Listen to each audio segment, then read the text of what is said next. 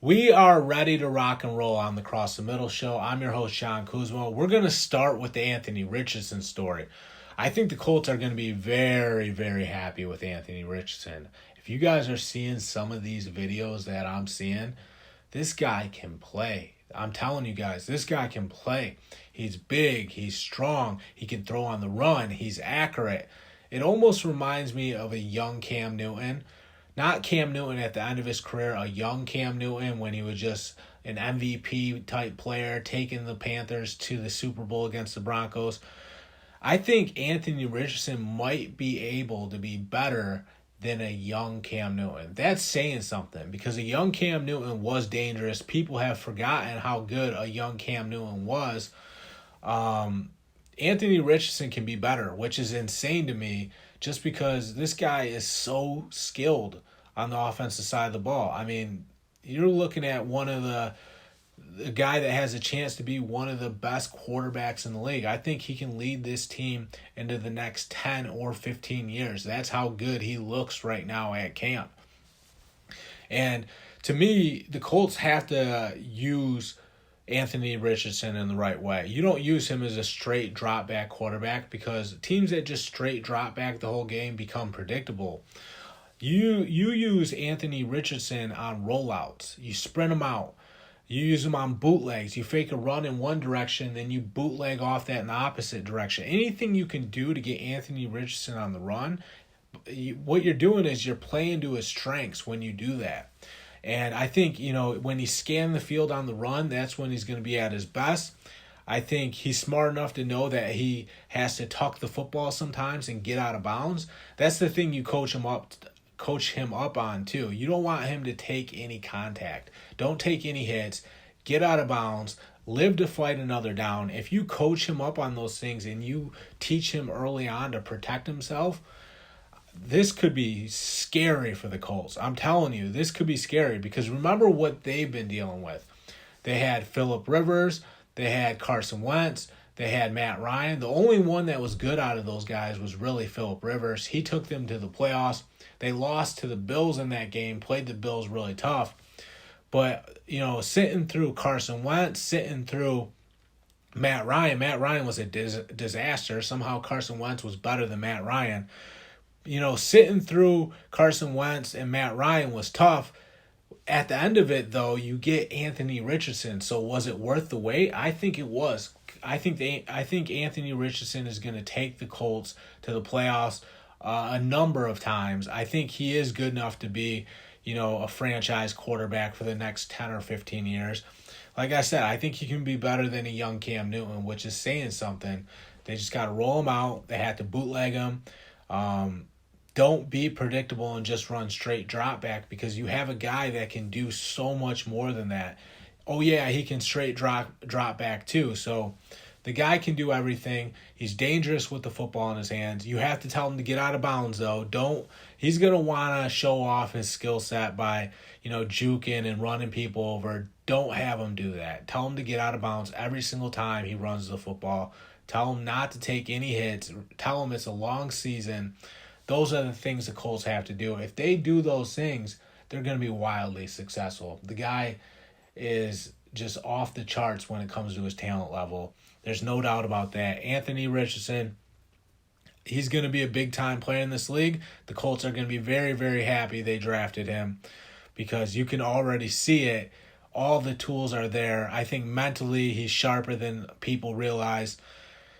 He's the total package. You look at some of the bigger quarterbacks around the league that we've been talking about in some of these past episodes. It all started with John Elway back in the day. Now everybody's a little bit bigger. Patrick Mahomes, Josh Allen, Anthony Richardson is another one of those big quarterbacks.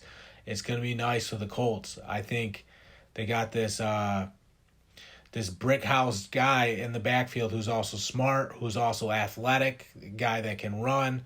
Throw the football all over the place. He can throw on the run too. It's going to work. You can already see it's going to work. Anthony Richardson is looking like maybe the steal of the draft. The Colts have to be very happy that they came away with him because things are about to change for the better.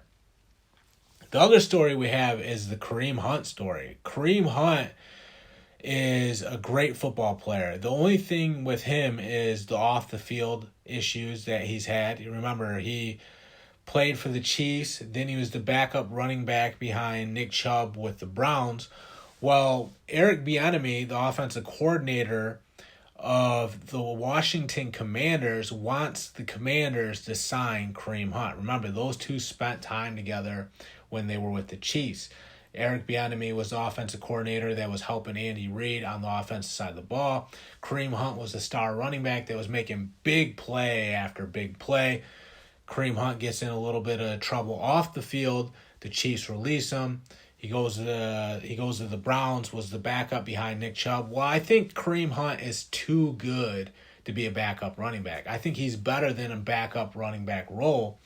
So I think if the Commanders do sign him, if Kareem Hunt gets to reunite with Eric Bieniemy, who he spent time with the Chiefs, his old offensive coordinator, I think Bieniemy is going to pound the table in Kareem Hunt's favor. I think Kareem Hunt will have a chance at being a number one running back again. I think he deserves it. You know, we can't hold this guy accountable for something he did so long ago. Eventually, you got to forgive him and move on. I think we're finally at that point with Kareem Hunt. You know, he's kind of, had to deal with the fallout. You know, he was a number one running back with the Chiefs. He was a number two running back with the Browns. He was limited as a number two running back. He didn't get as many carries as he probably should have. He definitely didn't get as many carries as he would have if he was a number one running back with the Browns. So he's had to he's had to work his way back, so to say. He's had to build himself back up.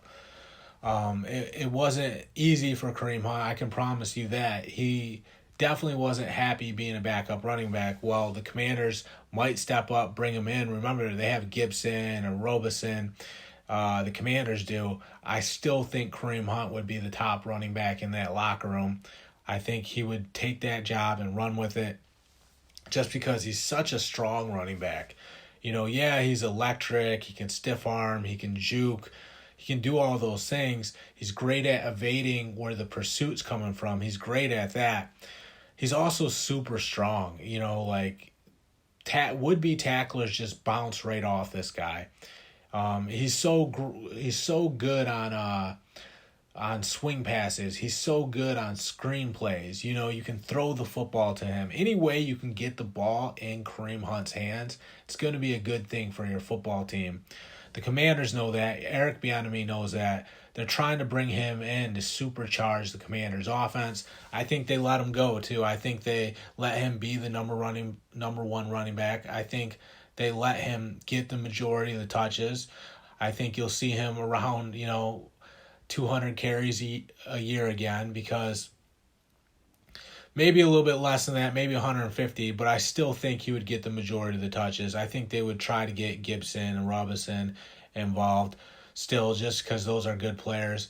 I still think Kareem Hunt would get the majority of the touches, which is a good thing for the Commanders. He'll make them better. He'll make them more competitive. If that's going to save Ron Rivera, Eric Bieniemy's jobs, because, if Ron Rivera gets fired, they bring a new head coach in, then, everybody's job might be on the line at that point. They probably all would get fired. So if you're looking to save your job, and if you're Ron Rivera, you have to win this year, Kareem Hunt's a way you can get a step closer to winning, because he is that good. He is good enough to take the majority of the touches. He will create a bunch of big plays for that offense. It's never been about whether or not Kareem Hunt can play or not. It's always been whether or not he can take care of himself off the field. We all know he can play. We all know he's a great player. Honestly, this guy, if he was a number one running back throughout his whole entire career, even if he left the Chiefs and went to the Browns and they didn't have Nick Chubb and he was the number one running back, we might be talking about this guy for the Hall of Fame. That's how good Kareem Hunt is. His storyline isn't aligning because he should be in the Hall of Fame discussion right now. That's how good of a player he is. The off the field stuff has hurt him.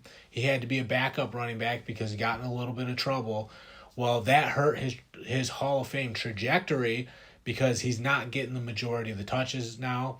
He's not being covered as much by the media. Those things help a player get to the Hall of Fame because what happens is you build this large following. Everybody wants to see you play. Well, if the Commanders sign him, he'll probably be the number one running back again. I think it would be deserved for Kareem Hunt. You know, he had to take that backup role. He had to make the most out of it. He did everything to become a free agent, to have another chance at cashing in, and to have another chance at being the lead back in somebody's offense.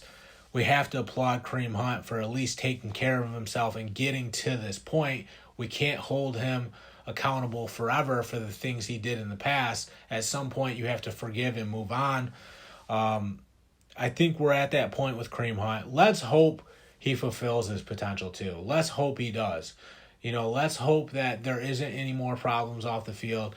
Let's see him get back on track, and let's see him make a run at the Hall of Fame. I would like to see it for Kareem Hunt, just because he's that good of a football player.